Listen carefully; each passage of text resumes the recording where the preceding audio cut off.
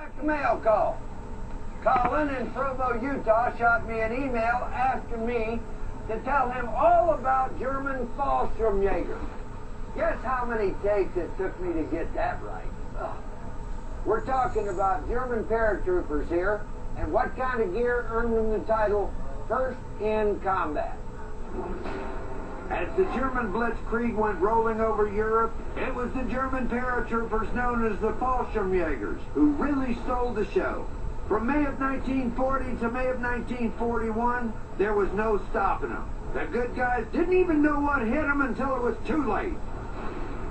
The Germans were the first country to use paratroops as a weapon successfully.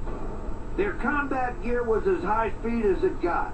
Every piece of clothing and equipment was custom made for the airborne stormtrooper, starting with the jump helmet.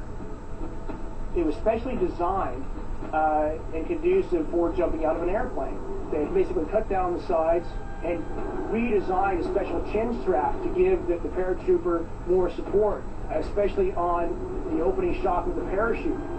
The German paratrooper helmet had a special liner that was specially reinforced, again, to protect the paratrooper on landing should he hit his head on the ground or on a tree.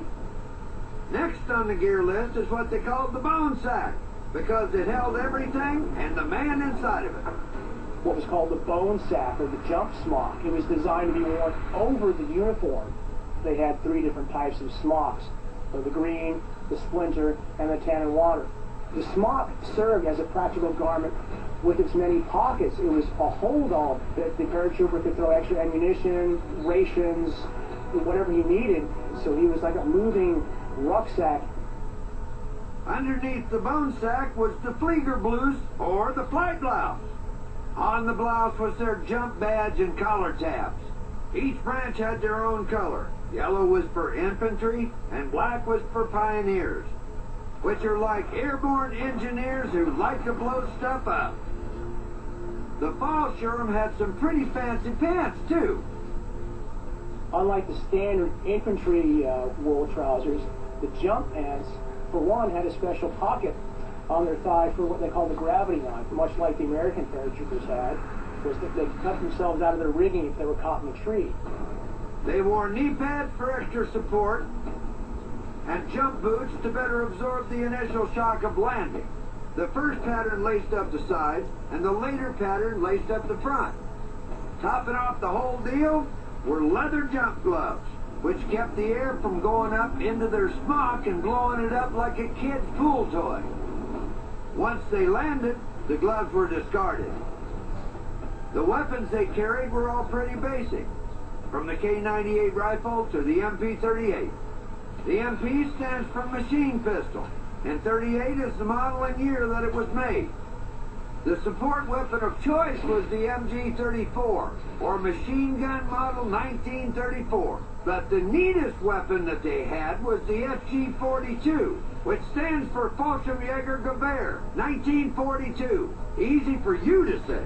The guns only weighed 9.9 pounds, which made them ideal for the airborne warrior. Lean and mean. But they only made so many, and not everybody got one. One piece of hardware that every Fallschirmjäger did have was a sidearm like the Walther's P38 or 08 Luger. But not everything they had worked like a charm. Their chute steering design sucked. In no way can the German paratrooper reach back like an American or a British paratrooper could and control his risers. These German paratroopers are basically like toys floating the earth. They cannot steer themselves. But once they got on the ground, they knew what they were doing and racked up an impressive string of victories. But in May of 1941, great gear wasn't going to be enough. They launched what was to become their last offensive on a little Greek island called Crete.